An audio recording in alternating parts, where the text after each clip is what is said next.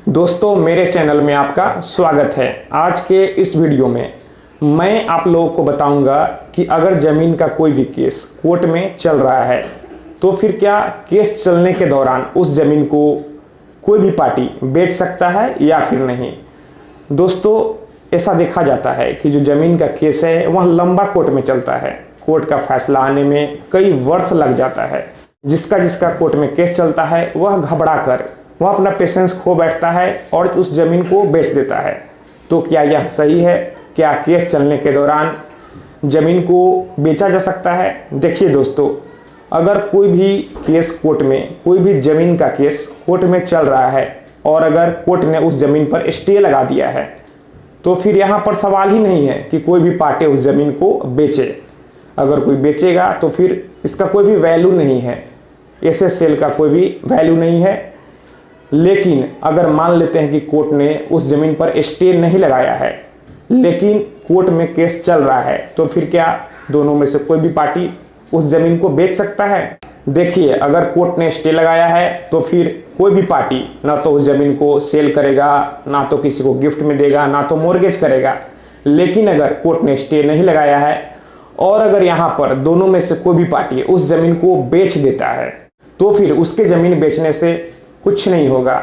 मैं आपको यहाँ पर एग्जाम्पल की मदद से समझाता हूँ, तभी आपको मेरी जो बात है वह क्लियर होगी।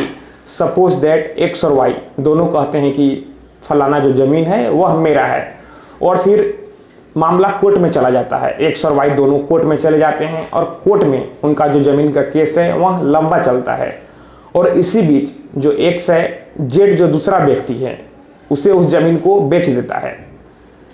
तो फिर कल को अगर कई वर्ष बीत जाने के बाद अगर कोर्ट का जो फैसला है वह एक्स के हित में आता है तो फिर एक्स ने जो जेड को बेचा तो फिर वह बिक्री जो है पूरी तरह से लीगल है, जेड का उस ज़मीन पर अधिकार हो जाएगा। लेकिन अगर वाई के हित में फैसला आता है और एक्स ने जो ज़मीन जेड को बेचा तो फिर जब वाई के हित में कोर्ट का फैसला आ जाएगा तो फिर जो जेड ने ज़मीन खरीदा उसका कोई वैल्यू नहीं होगा। जो एक्स ने ज़मीन बेचा वह पूरी तरह से निरस्त हो जाएगा और यहाँ पर वाई का मालिकाना हक उस ज़मीन पर होगा।